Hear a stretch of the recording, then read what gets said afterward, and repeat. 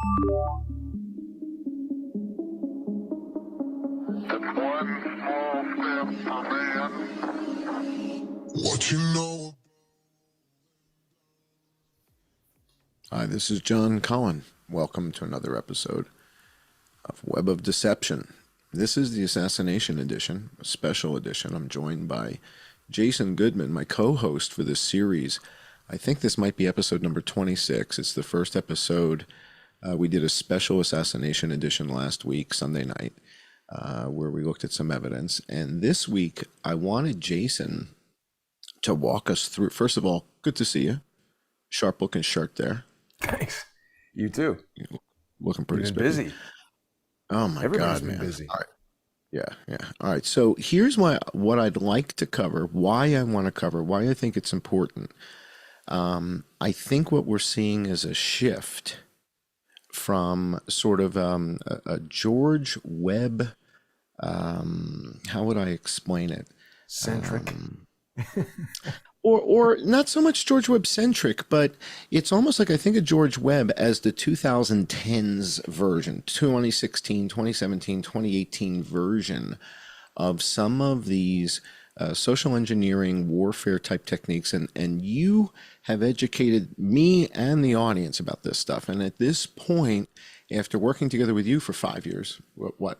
Well, I just want to pause you for a second because we have so many new people who are joining us who I think might have no idea even the basic level of what we're talking about. So I thought tonight was going to be a good opportunity because a lot of people will look at this, John, and they're going to think, oh, you know, these guys are beefing with No. Let me explain old... this. No. Let me explain this. This show's not about George Webb. This show's about techniques of social engineering.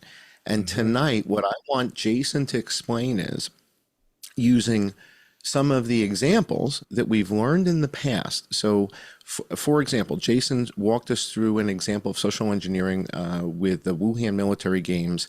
George Webb introduces a character called Macha Benassi, screws up the whole story, and Jason kind of showed us that that's not by accident. This is a technique that's used by the agencies. And Jason has put names, well, not Jason, but Jason has shared with us what the names of these techniques are. And they have names. And they have names like catch and kill. They have names like limited hangout. And when you hear these things, you don't often really know what it is. I thought a limited hangout was our patron-only hour for 3 years. And then one day you did a show and you're like, no, dude, limited hangout has like specific characteristics such as ignoring key evidence.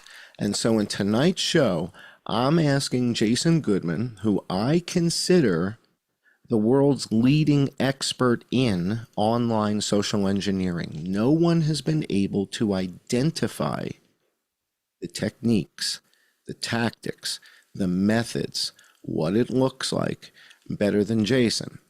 Unfortunately, at one point in his life, Jason was sleeping with the enemy. George Webb was sleeping on Jason's couch and using his bathroom, which is kind of disgusting. But we'll move on from there. The point here is that I don't think there's anyone on earth who has been able to codify this, document it, and document it with evidence. I wouldn't even know who's in second place, to tell you the truth. Quite honestly. Well, the funny I thing wouldn't is, know who's in second place. I appreciate you saying all that, John. And the interesting thing is, I had no idea what social engineering was until I met George Webb. And of course, this series is called Web of Deception, and it is a pun, it is a play on his name. So while it's not about him, to some extent, it's inspired by, and sometimes is about him. We're going to talk about him today. But All right, now here's the jumping off point, though. Here's where I want to hand it to you, because here's what I'm seeing in the assassination world. In the Las Vegas shooting world, you shared with us, you said, hey, I'm seeing a technique here called the catch and kill, which is where they send in somebody like, let's say, like a Mindy Robinson, to start to try and become the expert on a given story, but they don't actually have the substance. They don't actually have the material understanding, but they're being put forward as the expert. And this is called you've explained to us, a catch and kill. And so our audience has had the benefit of that. There's a lot of new people watching tonight, probably 10, 20,000 people watching tonight that are like, what the hell's a catch and kill? This is important for you to explain to people what the limited hangout definitions are. What Yeah. is a limited hangout? And here's the reason why. I think we're in a baton zone right now. So is George Webb irrelevant? No, he's talking about a plastic factory, of course. And I'm seeing new characters. I'm seeing new characters using the same playbook. And this is what I want you to help the audience Yeah. understand. It's the same playbook, new characters. Okay, so I'm Absolutely. going to turn it to you. Limited hangouts, catch and kill. And I think what we're seeing is the birth of a new generation. These are the George Webb 2.0s. And that's my setup for tonight's show. So can you help everybody understand what the hell are we talking about here?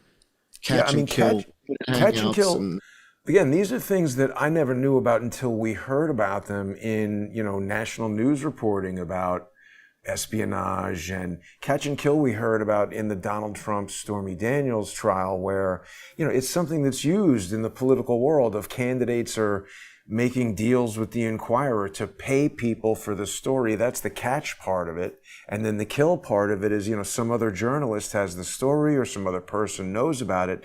Doesn't necessarily involve pew pew kill the person, but kill the story is the idea. And so there's all these efforts for people to kind of inject themselves. And you're absolutely right, John.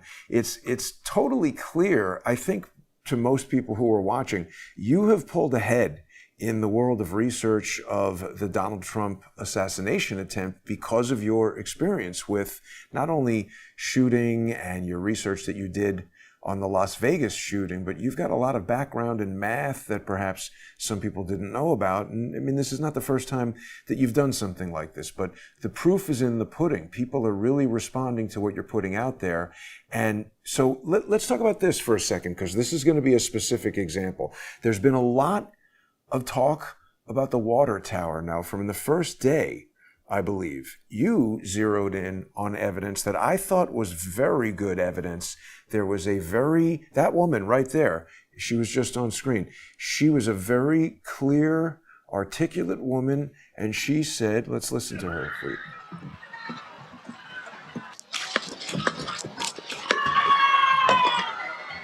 Is that coming from this? I think she's all the way at the beginning. I think you accidentally hit the scrub. You're way in the middle. I'll go back to the beginning. said. Well, you've got this whole video up here, but this woman says they shot a Oh, then guy it's on the good. water tower. So, Yeah. Oh, yeah. I mean, that's excellent evidence that there was, here she is.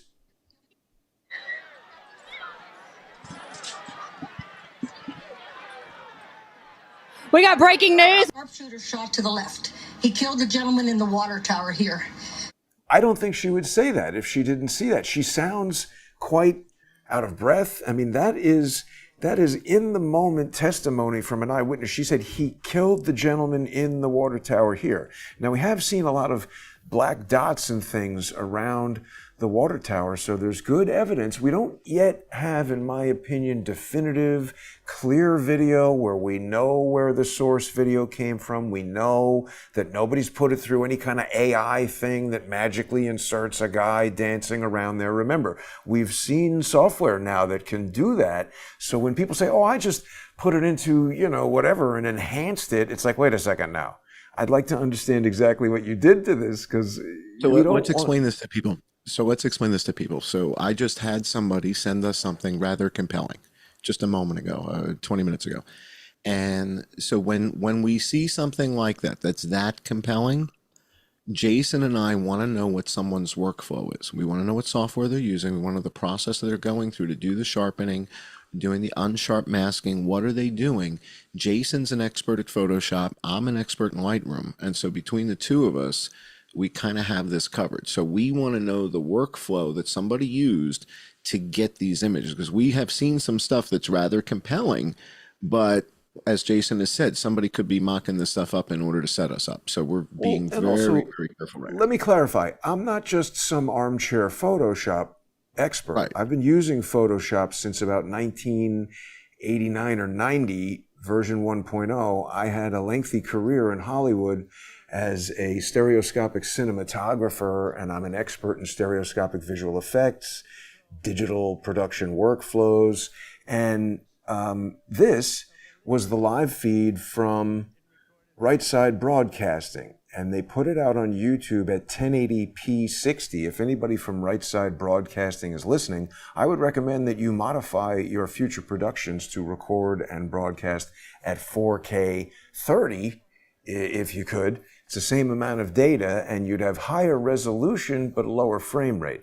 The issue here is I zoomed in. This is a 400% blow up of the video from Right Side Broadcasting, and you see something up there, but it's really insufficient resolution. Here, you see something moving. This is the video. We see something moving, but it's just too blurry to know.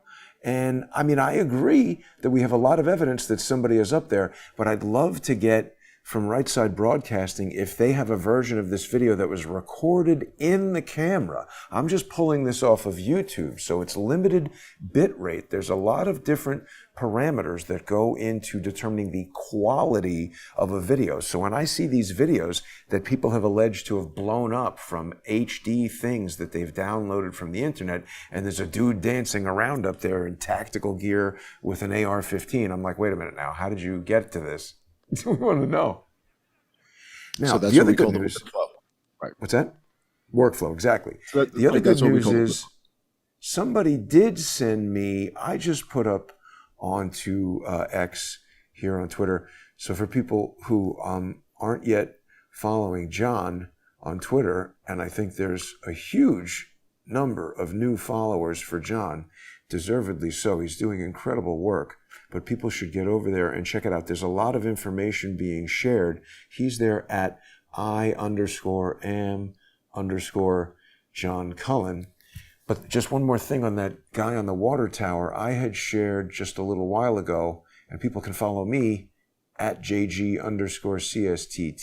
Somebody had a video from TikTok where, here we go. So this is the closest optical zoom I've seen.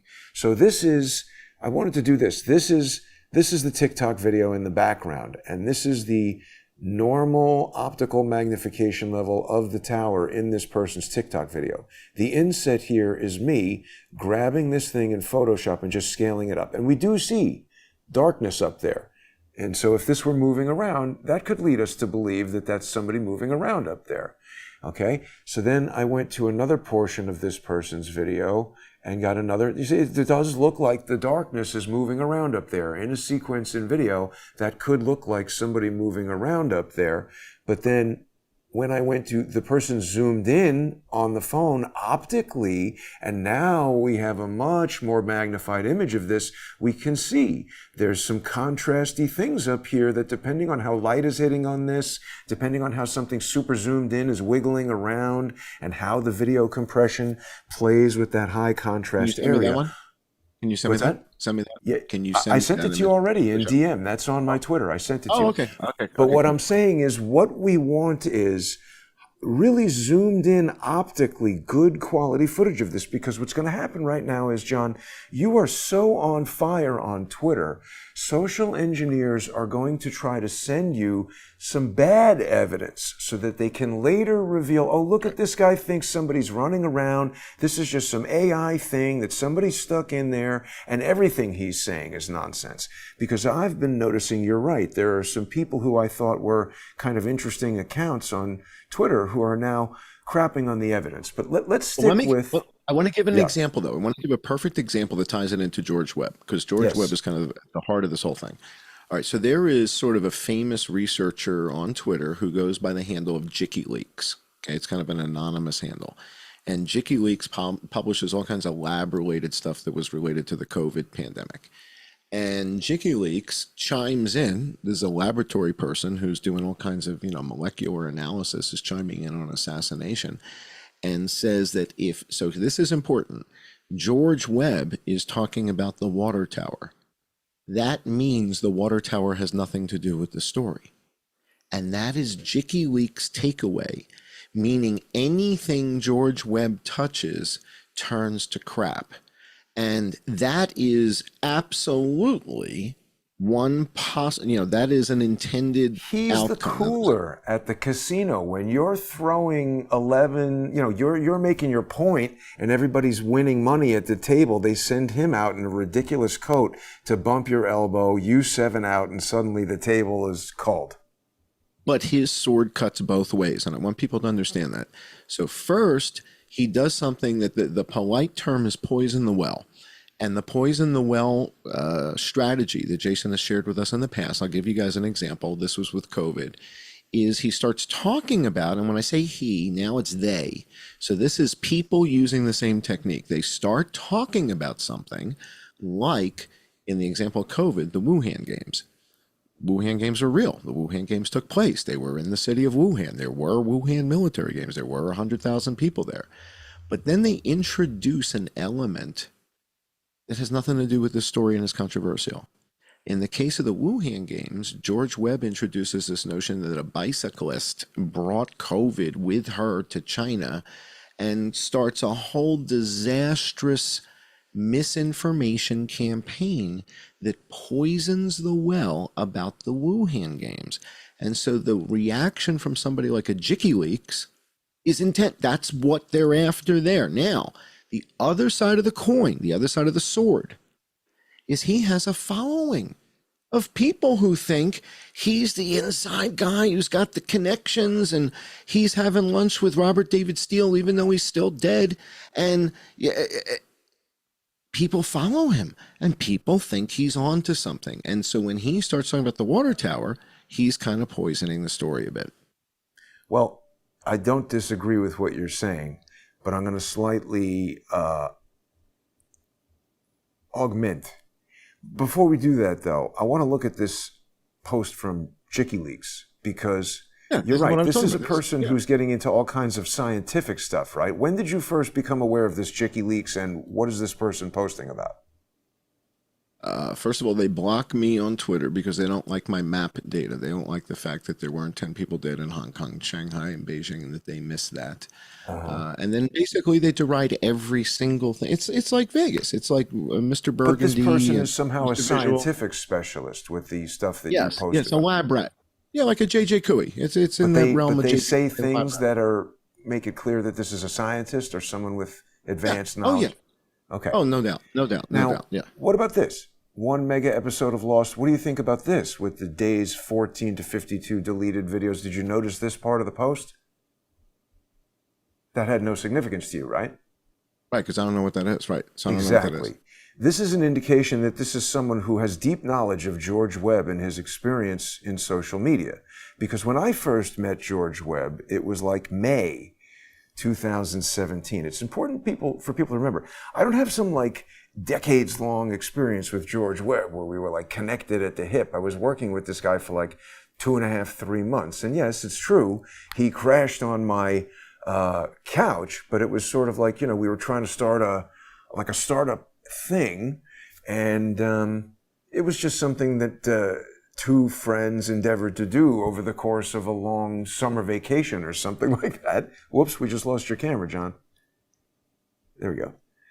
But I'm sorry, the point is, I first became aware of George just from, looking into this stuff on YouTube. So let's just think about this for a second from the standpoint of a social engineering operation. And this becomes even more relevant now that we've just experienced this thankfully failed assassination attempt on Donald Trump, which I absolutely see as someone went into a file cabinet of recipes. It's like a recipe book, and it's like, oh, let's see, we want to make the JFK fondant cake, but we're going to do a strawberry version instead of the vanilla that we had in 1963 because he's not driving in a car and certain things are different.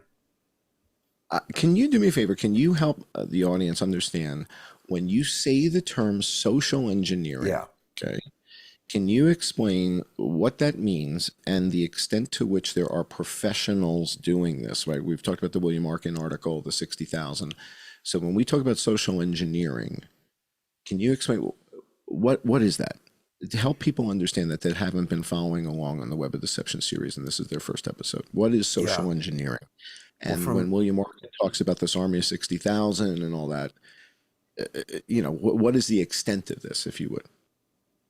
from the bottom line up front viewpoint, social engineering is lying. When someone is trying to con you, a con artist is a social engineer. But to get more specific, it is a term that holds more specific significance in the world of IT. We hear about hacking. There was this whole failure with the CrowdStrike thing. We don't really know what's going on there, but there's a saying in hacking that if you can't hack the system, you hack the user. And that is essentially social engineering. If somebody works at some Iranian nuclear facility that's the super most secure thing in the world, somebody could find out that scientist works there, get some sexy woman to go to a bar, get him drunk, steal his USB key, and suddenly you've just hacked it.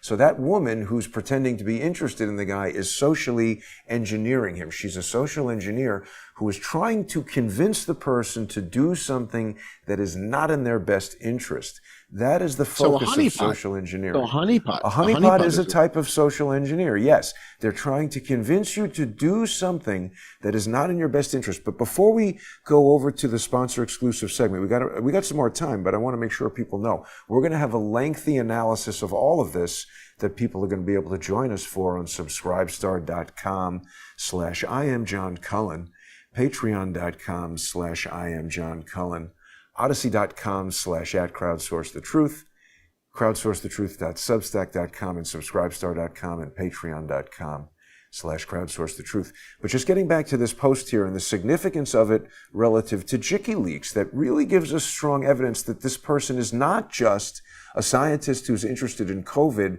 who didn't like your point of view, but rather that this is very likely a social engineer who is part of this web of deception.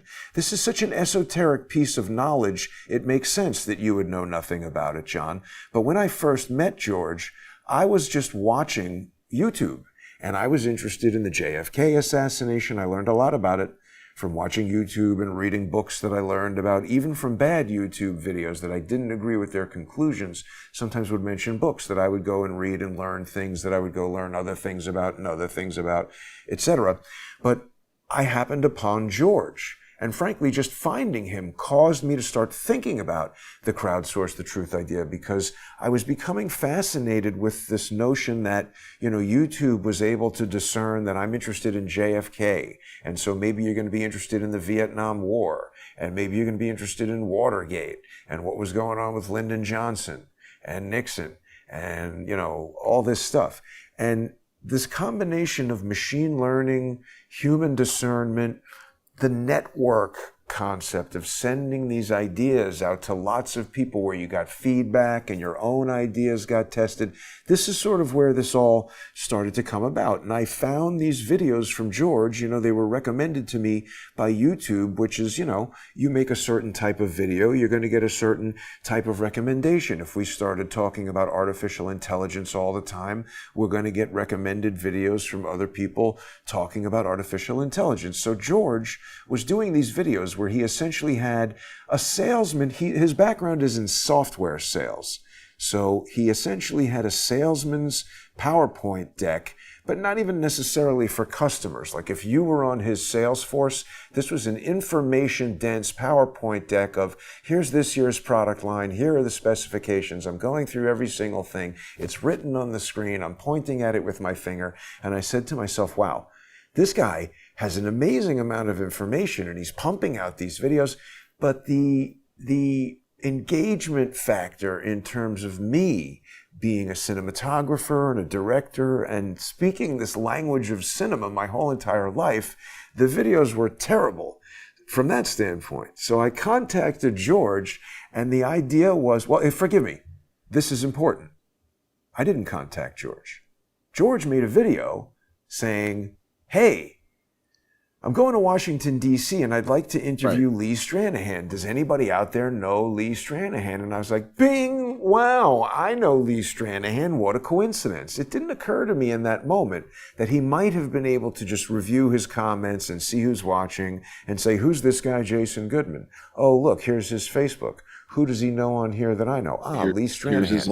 Here's his LinkedIn. How could I trick this guy into thinking that he found me? How could I force a card on him like a trick? Okay, so I found a trick today that the Secret Service pulled off that Eric Prince gave us a hint on. Another illusion. All right. And I'll share this with the patrons. When we get over to the patron only portion, I'm going to show you guys how they're using deception to manipulate public opinion and the narrative. We have so much to share with the patrons. When we get to the patron only hour, we're going to be over there just in about 6 or 8 minutes. And what Jason's going to do is kind of walk you guys through what are these tactics, because I'm seeing new people using the same tactics. They're making bold claims, no evidence, right? We got guys on zip lines zipping down from here. Any picture of that? But it's all designed to make the water tower and any claims about it seem ridiculous. So let's wrap up on this with WikiLeaks, and then we'll go over to the sponsor exclusive segment. So basically, I send George Lee Stranahan's information. Now I'm in communication with George, and then the whole chaos unfolds with George. But George used to put out these, day 14, Hillary's hackers. We've got Imran Awan, who's been accused by the U.S. Capitol Police of warehousing congressional data in an illicit server. We haven't found the server, but blah, blah, blah. And he's putting out these incredibly compelling reports, but then he deleted certain specific videos because of whatever ridiculous story he concocted. But the notion that this person who you're dealing with on COVID would also know about that. It's one thing that this person has heard of George Webb and seen him around from the COVID thing, but to know this specific detail from the very origin of George Webb on YouTube, and forgive me, I've just reminded myself of another incredibly... Well, this is the Where's Eric Braverman? This was the launch for you to go to England with Trish the Dish and the stick and WikiLeaks. So for those of you who haven't been following along with Web of Deception, Jason is in the midst of the Imran Awan thing. He's in the midst of the USB drive, the stick, and goes to England and meets with the chief operating officer of WikiLeaks and is talking to the guy right outside the embassy where Julian was housed at the time. And so it's a fantastic story that we've been documenting in the Web of Deception. And this whole Where is Eric Braverman? I mean, we did a whole episode. Where is Eric Braverman? Right? We did a whole Web of Deception episode. He did a series all over, screaming about where is Eric Braverman. I found him. And you confronted. And they wouldn't let me anywhere near him. I have never experienced anything like me attempting to speak to Eric Braverman. I was physically grabbed. He was moved into an elevator by a team of people, a British beefeater Oxford security dude with 2 meat hook hands. I'm a not very gigantic person. This guy grabbed me, and it was like, I'm going nowhere. Couldn't get to Eric Braverman. Well, I'm looking forward to getting into this. There was something huge I was about to drop on you, and I totally lost my train of thought. What were we talking about? We were talking about this video in particular is just so bizarre that WikiLeaks would choose this video because it's so specific. And it just seemed bizarre because it was Imran Awan. He was right because it was all going after Imran Awan. And you said, of course, it wouldn't be meaningful to me, but the fact that he chose this video to share was something that you were like, oh man, why did you pick this one of all videos, the 14 to 52? Because So remember, what happened with Imran Awan was we found the server that the U.S. Capitol Police said that this guy is stealing, emails from people in Congress, hacking the network. And so what happened was the woman who rented the house from Imran Awan had contacted the show. And she said that her sons, she was getting divorced. So she rented this house. and her sons would come and visit her during the divorce. And one time they were down in the basement. It was raining, and is this playing? They were down in the basement, and they wanted to go skateboarding. So they're skateboarding in the basement, and I basically took that video of her kids in the, see that? Did you see that thing right there? Yeah, we did an episode on this. So again, This is part of the Deceptive series. So series. we found this was it. In the basement, Imran Awan had this coax cable internet router. And Susan, who is Queen Tut here, went as far as contacting Cox Cable. And I don't know why they told us this, but they confirmed, yes, the dates that this account was started. Laurel Everly, the renter of this home, said, no, I have Verizon internet upstairs. And then we also have this RJ45 cable going into the garage. So what happened was, when I published this video, George went to 4809 Sprayer Street and he showed people this house. And it's so crazy because he basically admits to you exactly. Have you ever seen this? Have I ever shown you this? Yeah, we did. Again, we did this episode. We did it was like episode 2 or 3, where he's now going to show everybody like a Rubbermaid tool shed in the back, which is not what Jason was talking. Jason was showing everybody like a garage, which looked like you could have servers in there. It's connected to the house is the key. He's saying, I don't want to step on Jason's story, but there's the magical glowing shed.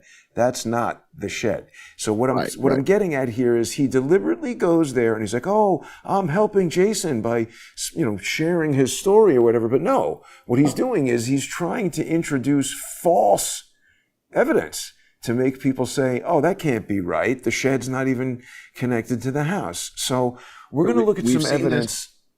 And we've seen this with these other characters. So in other words, this is not a George Webb manifestation. No, it's a manifestation. Correct.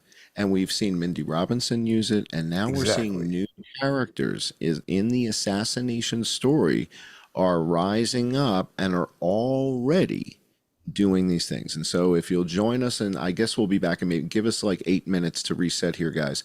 We'll be back with our patrons at you're over at Odyssey and Patreon and Subscribestar.